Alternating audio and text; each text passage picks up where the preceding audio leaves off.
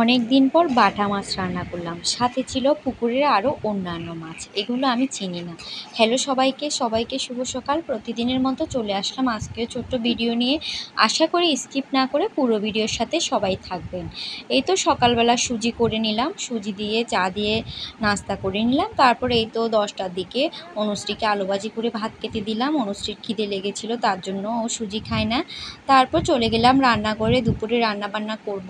এখানে 2-3 রকমের মাছ আছে। এখানে নাকি বাটা মাছ আছে, তারপর হচ্ছে পুকুরের কী ধরনের অনেক 2-3 রকমের মাছ আছে। এগুলো আমি চিনি না, শুধু বাটা মাছ বলেছে এটাই চিনি।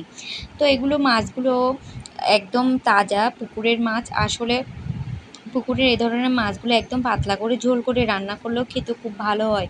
তো আমি এখানে 5 ফোড়ন দিয়ে পেঁয়াজ কুচিগুলো ভেজে নিচ্ছি, আর এক চুলাতে আমি মাছগুলোও ভেজে নিচ্ছি।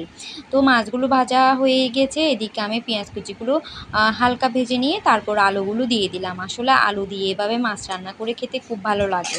তো আলুগুলো আমি ভালো করে ভেজে নিব। ভালো করে ভাজা হয়ে গেলে তারপর এখানে আমি লবণ, মরিচের গুঁড়া, হলুদ গুঁড়া, আদা জিরা বাটা দিয়ে ভালো করে মশলাটা আমি কষিয়ে নিয়েছি। তারপর 2-3টা কাঁচামরিচও আমি দিয়ে দিয়েছি। ভালো করে যখন মশলা কষানো হয়ে যাবে তারপর আমি পরিমাণ মতো জলটা দিয়ে দিব।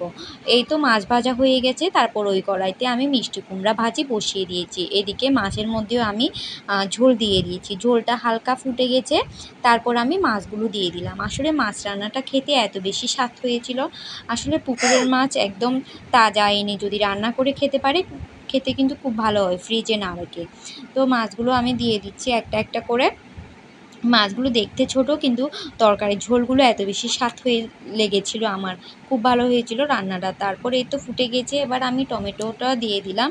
আসলে এই মাছগুলোর সাথে আপনার বেলে মাছ নিয়েছে, তারপর হচ্ছে ওই আপনার শিং মাছ, 3-4 রকমের মাছ ছিল। তো আমি আলাদা করে শুধু জিওল মাছগুলো রেখে দিয়ে এগুলোই রান্না করেছি। তো টমেটো দিয়ে আমি আরেকটু ফুটিয়ে নিব, তারপর এটা নামিয়ে রাখবো। আসলে অনেক দিন পরে পুকুরের এ ধরনের মাছগুলো খেয়েছি, খেতে খুব ভালো লেগেছিল আমার। তারপর এই তো অনুশ্রী এগুলো কাটা হবে ভেবে আমি অনুশ্রীর জন্য একটা মাছ ভাজি করে নিয়েছি। এটা হচ্ছে রুই মাছ। তো এটা ভেজে নিলাম। এই তো দেখুন কত সুন্দর রান্না হয়েছে। আসলে দেখতে যেমন লোভনীয়, খেতেও কিন্তু খুব টেস্টি হয়েছিল। এই তো আমরা দুপুরে খাওয়া দাওয়া করে নিলাম। দুপুরে খাওয়া দাওয়া করে তারপরে এই তো ঘুম থেকে উঠে বিকেলবেলা অনুশ্রীকে একটু পড়াতে বসেছিলাম। আসলে আমি মাঝে মাঝে অনুশ্রী যদি তাড়াতাড়ি ঘুম থেকে উঠে যায়, আমি ওকে পড়িয়ে নিই।